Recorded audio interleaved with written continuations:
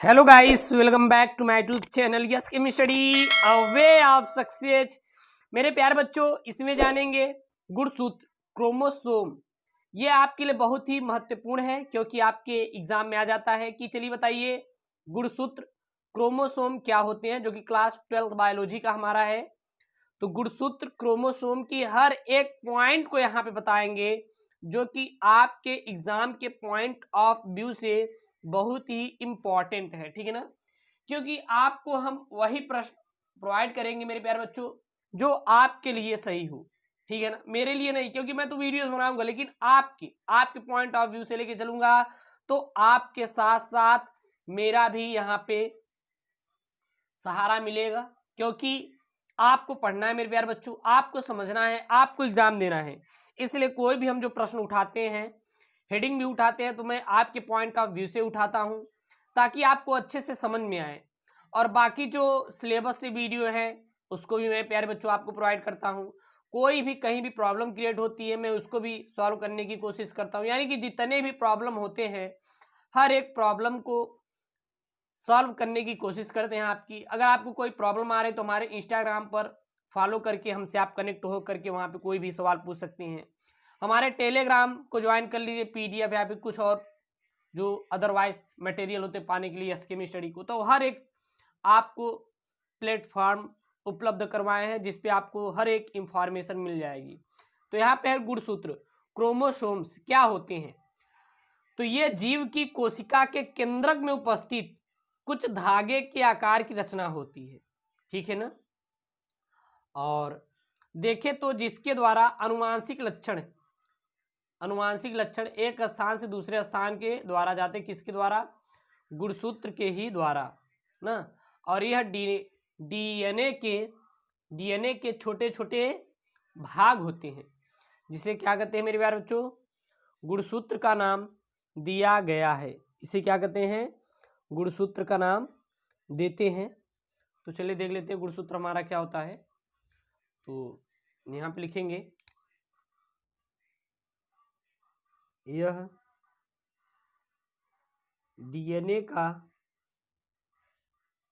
एक महत्वपूर्ण भाग है जो जीव की कोशिका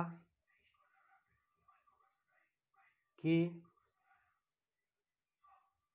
केंद्रक में उपस्थित कुछ धागे के आकार की होती है। किसके आकार की होती है? धागे के आकार की हमारी यह गुणसूत्र क्रोमोसोम होती है। अगर बात करें इसकी खोज की या फिर कह सकते हैं गुणसूत्र शब्द की प्रयोग की, तो गुणसूत्र शब्द का प्रयोग सर्वप्रथम स्ट्रासबर्गर ने सन 1875 ईस्वी में की थी, ठीक है ना। गुणसूत्र की खोज किसने की थी? सन 1875 में स्ट्रासबर्गर ने किया था। और इस शब्द का प्रयोग सर्वप्रथम वाल्डेयर ने सन 1788 में कोशिका विभाजन का अध्ययन करते हुए किया था। यानी कि हर एक पॉइंट को अलग अलग तरीकों में यहाँ पे दिया गया है। अगर गुणसूत्र की खोज देखें तो गुणसूत्र की खोज स्ट्रासबर्गर ने सन 1875 ईस्वी में किया था, और वहीं पे गुणसूत्र शब्द का प्रयोग वाल्डेयर ने सन 1888 ईस्वी में कोशिका विभाजन जब कर रहे थे, उसका अध्ययन कर रहे थे, तो उसके दौरान गुणसूत्र शब्द का प्रयोग किए थे। तो यहाँ पे लिखेंगे मेरे प्यारे बच्चों कि स्ट्रासबर्गर ने सन 1875 में इनकी खोज की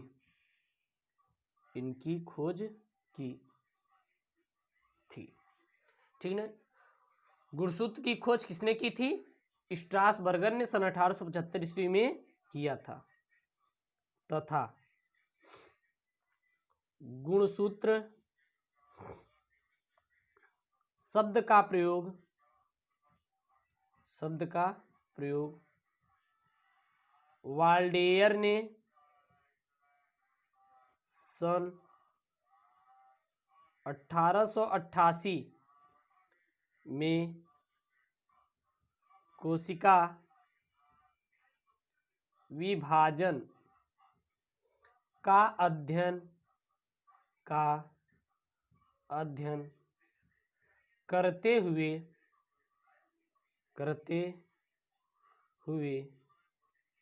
किया था।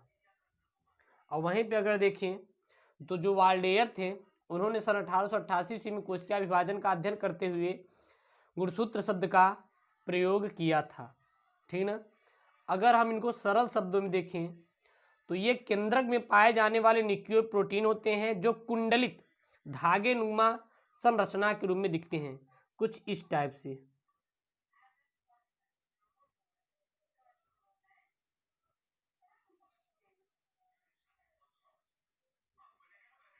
यही हमारे क्या है,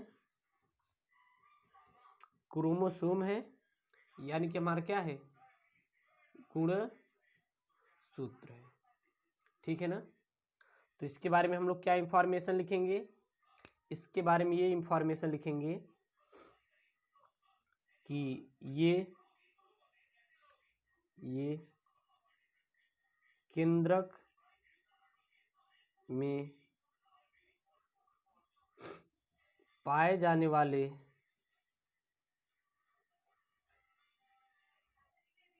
न्यूक्लियोप्रोटीन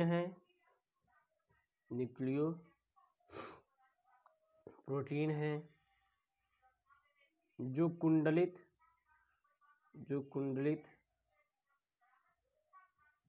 धागे नुमा संरचना के रूप में दिखते हैं तथा विभाजन के समय यह संघनित होकर दंडाकार सर्पिलाकार और डंबलाकार या तंतुनुमा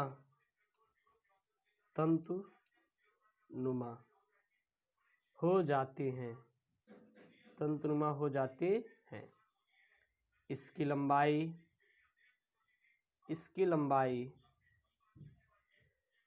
0.5 से 30 माइक्रोमीटर तथा व्यास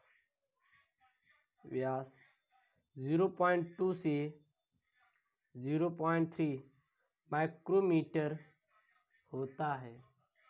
और इसका व्यास कितना होता है, 0.2 से 0.3 माइक्रोमीटर तक होता है। ये आपके लिए बहुत ही महत्वपूर्ण है मेरे प्यारे बच्चों, इसको याद कर लीजिए। अब अगले वीडियोस में आपको बता दूंगा गुणसूत्र के प्रकार। ठीक है ना। तो इसको याद रखना, जो कि आपके लिए बहुत ही इम्पॉर्टेंट है। अगर गुणसूत्र का रासायनिक संगठन की भी बात करें तो डीएनए लगभग 40 और आरएनए 1 से 10 और हिस्टोप्रोटीन 40 से 50 और नॉन हिस्टोप्रोटीन लगभग 10% के इसमें मिश्रित होता है। तो ये इतना इंपॉर्टेंट नहीं रहता, अगर इतना लिख देंगे तो आपके लिए बहुत ही ज़्यादा महत्वपूर्ण साबित होगा। ठीक ना। अगर संगठन लिखना चाहते हैं तो अगर इनकी संगठन की बात करें तो संगठन अगर देखें डीएनए में रासायनिक है, ये रासायनिक संगठन है। तो लगभग अगर डीएनए देखें तो लगभग 40% होता है, 40। और वही आरएनए देखें, आरएनए तो आरएनए जो होता है 1 से 10% तक होता है, 1 से 10%। वही हिस्टोप्रोटीन जो होता है वो लगभग कि 40 से 50% होता है। और नॉन हिस्टोप्रोटीन अगर देखें तो वही लगभग कि 10% होता है। और इसका रासायनिक संगठन होता है, ठीक है ना। तो ये जो पॉइंट में मैं बताया हूँ इसको सब नोट कर लीजिए, ये आपके लिए बहुत इंपॉर्टेंट है। ओके दोस्तों, थैंक यू, जय हिंद, और अपने इस यूट्यूब चैनल यस केम स्टडी से जरूर जुड़े रहें।